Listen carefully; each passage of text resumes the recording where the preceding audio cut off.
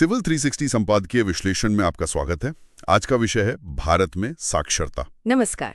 ये टॉपिक, जैसा हम जानते हैं, सामान्य अध्ययन 2 के लिहाज से सामाजिक क्षेत्र, सेवाओं का विकास, इन सब मुद्दों के लिए काफी महत्वपूर्ण है।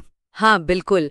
और अभी हाल में जो आवधिक श्रम बल सर्वेक्षण मतलब PLFS 23-24 के आंकड़े आए हैं, वो कुछ नई बातें सामने लाते हैं। हाँ, मैंने देखा राष्ट्रीय साक्षरता दर 80.9% बताई जा रही है। जी, 80.9%, जो कि 2011 की जनगणना में 74% थी। तो सुधार तो है। निश्चित रूप से सुधार है, लेकिन क्या ये आंकड़े पूरी तस्वीर दिखाते हैं? अक्सर इन नंबर्स के पीछे काफी असमानताएं छिपी होती हैं। सही कहा। विश्लेषण में जाने से पहले एक बार साक्षरता की परिभाषा देख लेते हैं। मतलब UPSC के लिए ये जानना जरूरी है। हाँ, बिल्कुल। भारत में साक्षर किसे माना जाता है? देखिए, 7 साल या उससे ज्यादा उम्र का कोई भी व्यक्ति जो किसी भी भाषा में समझ के साथ पढ़ और लिख सकता है।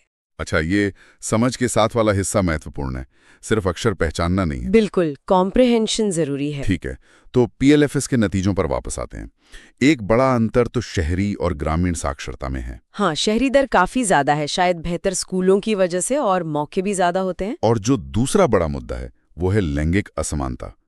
पुरुषों में 87.2% पर महिलाओं में सिर्फ 74.6%। ये बहुत बड़ा गैप है, लगभग 12.6% पॉइंट्स का। और विडंबना ही है कि जब लड़कियों को अवसर मिलता है पढ़ने का, तो वो अक्सर अकादमिक रूप से लड़कों से बेहतर प्रदर्शन करती हैं। सही बात है। तो ये साफ है कि कहीं ना कहीं सामाजिक बाधाएं हैं। बिल्कुल। अब राज्यों को देखें तो वहां भी बहुत फर्क है। मिजोरम देखिए, करीब 98.2%। हाँ, उन्होंने तो खुद को पूर्ण साक्षर राज्य भी घोषित कर दिया है। जी, फिर केरल, त्रिपुरा, गोवा, तमिलनाडु, लक्षद्वीप, ये सब भी अच्छा कर रहे हैं। इन सफल राज्यों में क्या कुछ कॉमन दिखता है? कोई पैटर्न? मुझे लगता है लगातार पॉलिसी पर फोकस रहा है। सामुदायिक भागीदारी, जैसे केरला का उदाहरण लें, वहां बहुत पहले से इस पर काम हुआ है। और दूसरी तरफ जो राज्य पीछे हैं, हाँ, जैसे बिहार, मध्य प्रदेश, राजस्थान, यहाँ न सिर्फ साक्षरता दर कम है, बल्कि लिंग भेद भी बहुत ज्यादा है। कहीं कहीं तो 20% तक का गैप। बाप रे, तो इसके कारण क्या हो सकते हैं? खराब गवर्नेंस? हाँ, वो एक बड़ा फैक्टर है। शिक्षा में निवेश की कमी और साथ ही सामाजिक रूढ़िवादिता, खासकर लड़कियों की शिक्षा को लेकर जो पुरानी सोच है, जैसे कि जल्दी शादी कर देना। हाँ, जल्दी शादी, घर के काम का बोझ, स्कूल आने जाने में सुरक्षा की चिंता, ये सब चीजें लड़कियों को स्कूल से दूर रखती हैं। और ग्रामीण इलाकों में इंफ्रास्ट्रक्चर की भी दिक्कत होगी। बिल्कुल, स्कूलों की कमी, अगर स्कूल हैं तो अच्छे शिक्षक नहीं। डिजिटल पहुंच तो खैर अभी भी एक बड़ी चुनौती है, और बुनियादी ढांचा जैसे टॉयलेट्स वगैरह। और कोविड ने तो इस डिजिटल डिवाइड को और गहरा कर दिया होगा। हाँ, निश्चित रूप से। ऑनलाइन पढ़ाई सबके लिए मुमकिन नहीं थी, खासकर गांवों में। तो इन चुनौतियों से निपटने के लिए सरकार क्या कर रही है? एक new India literacy programme NILP की बात हो रही है। हाँ, NILP, ये 1 अप्रैल 2022 से शुरू हुआ है। इसका लक्ष्य क्या है? इसका लक्ष्य है 15 साल और उससे ज्यादा उम्र के जो लोग निरक्षर हैं, उन्हें बुनियादी साक्षरता और संख्या ज्ञान, मतलब बेसिक लिटरेसी और न्यूमेरेसी देना। अच्छा, इसमें नया क्या है? इसमें टेक्नोलॉजी का इस्तेमाल काफी है। स्वयं सेवा मतलब वॉलंटियरिंग पर जोर है, और ये नई शिक्षा नीति NEP 2020 के साथ अलाइंड है। डिजिटल कंटेंट है, ऑनलाइन प्लेटफॉर्म है, स्थानीय भाषाओं में सपोर्ट है। इसके कंपोनेंट्स क्या क्या हैं? इसके 5 मुख्य घटक हैं। पहला तो मूलभूत साक्षरता और संख्या ज्ञान।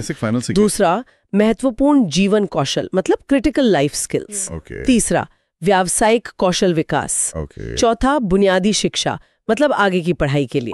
और 5वां, सतत शिक्षा मतलब लाइफ लॉन्ग लर्निंग। सुनने में तो काफी व्यापक लग रहा है, पर जमीन पर क्या चुनौतियां आ रही होंगी? चुनौतियां तो हैं। एक तो जागरूकता फैलाना, लोगों को इस प्रोग्राम के बारे में बताना। फिर जो स्वयंसेवी शिक्षक हैं, उन्हें अच्छी ट्रेनिंग और मोटिवेशन देना। हाँ, वो जरूरी है। और कार्यक्रम कितना सफल हो रहा है, इसका पता लगाने के लिए एक मजबूत मॉनिटरिंग सिस्टम भी चाहिए। सही बात है। अच्छा, हम अक्सर साक्षरता को सिर्फ आंकड़ों में देखते हैं, लेकिन इसका आर्थिक असर क्या होता है? बहुत बड़ा असर होता है। देखिए, जो व्यक्ति साक्षर है, उसे बेहतर नौकरी मिलने की संभावना बढ़ जाती है। वो बाजार को बेहतर समझ सकता है, सरकारी योजनाओं का लाभ उठा सकता है। विश्व बैंक का एक अनुमान है कि साक्षरता में सिर्फ 1% की बढ़ोतरी से देश की जीडीपी में 2.5% तक की वृद्धि हो सकती है। अरे वाह, ये तो बहुत महत्वपूर्ण आंकड़ा है। जी, ये सीधे सीधे प्रोडक्टिविटी से जुड़ा है। और सामाजिक सशक्तिकरण के लिहाज से वो भी उतना ही अहम है। साक्षरता से लोग अपने अधिकारों के प्रति ज्यादा जागरूक होते हैं, लोकतंत्र में उनकी भागीदारी बढ़ती है। हाँ, खासकर महिलाएं।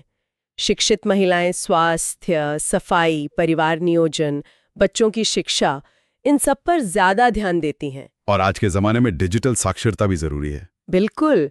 और डिजिटल या वित्तीय साक्षरता के लिए भी पहले बुनियादी साक्षरता तो होनी ही चाहिए ना, तभी तो आप ई-गवर्नेंस जैसी चीजों का फायदा उठा पाएंगे। सही कहा। अच्छा, हमने केरल और मिजोरम जैसे सफल राज्यों की बात की, उनसे क्या खास सबक मिलते हैं? केरल ने, जैसा मैंने कहा, सार्वभौमिक प्राथमिक शिक्षा और वयस्क शिक्षा पर बहुत पहले और लगातार काम किया। उनका जो कुटुंबश्री कार्यक्रम है, महिला स्वयं सहायता समूहों वाला, उसने भी साक्षरता बढ़ाने में बहुत मदद की। मिजोरम में चर्च और स्थानीय समुदाय की भूमिका बहुत मजबूत रही है। तो मतलब स्थानीय स्तर पर भागीदारी और वहां के हिसाब से नीतियां बनाना जरूरी है। तो आगे की राह क्या होनी चाहिए अगर हम यूपीएससी एस्पिरेंट्स के लिए मुख्य बिंदु निकालें?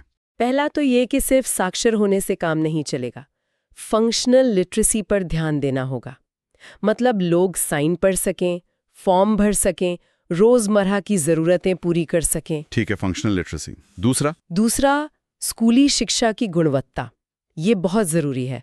बेहतर शिक्षक प्रशिक्षण, पाठ्यक्रम को आधुनिक बनाना, और जो नेशनल अचीवमेंट सर्वे होता है, NAS होता है, उससे सीखने के परिणामों पर नजर रखना। तीसरा, आपने लैंगिक और ग्रामीण अंतर की बात की थी। हाँ, उसे पाटने के लिए टारगेटेड कदम उठाने होंगे, जैसे लड़कियों के लिए सुरक्षित हॉस्टल, आने जाने की सुविधा, स्कूलों में अच्छे टॉयलेट, और शायद सशर्त नकद हस्तांतरण जैसी योजनाएं भी मददगार हो सकती हैं। चौथा, डिजिटल और वित्तीय साक्षरता को बढ़ावा देना, मोबाइल ऐप के जरिए, लेकिन ऑफलाइन तरीकों से भी, क्योंकि सबकी इंटरनेट तक पहुंच नहीं है। सही। और आखिर में, हर राज्य की अपनी ज़रूरतें अलग हैं, तो राज्यों को अपनी लोकल स्ट्रैटेजी बनानी होगी और एक दूसरे के सफल मॉडल से सीखना होगा। कोई एक फॉर्मूला सब जगह काम नहीं करेगा। तो कुल मिलाकर ये PLFS 2023-24 के आंकड़े एक तरह से हमें याद दिलाते हैं कि शिक्षा को विकास के केंद्र में रखना कितना ज़रूरी है, खासकर महिलाओं, ग्रामीण आबादी और जो हाशिए पर हैं उनके लिए। हाँ बिल्कुल, सार्वभौमिक साक्षरता सिर्फ एक लक्ष्य नहीं है, ये वास्तविक सशक्तिकरण की कुंजी है। और जैसे जैसे भारत 2026 की जनगणना की तैयारी कर रहा है और NEP 2020 को लागू कर रहा है, ये ध्यान रखना होगा कि कोई भी पीछे ना छूटे। सही। चलिए जाते जाते एक सवाल श्रोताओं के लिए छोड़ जाते हैं। क्या सिर्फ साक्षरता दर बढ़ा देना ही काफ़ी है, या फिर वास्तविक सामाजिक आर्थिक बदलाव लाने के लिए हमें फंक्शनल लिटरेसी और जो शिक्षा दी जा रही है उसकी गुणवत्ता पर ज़्यादा ध्यान देने की ज़रूरत है? इस पर ज़रूर सोचिएगा।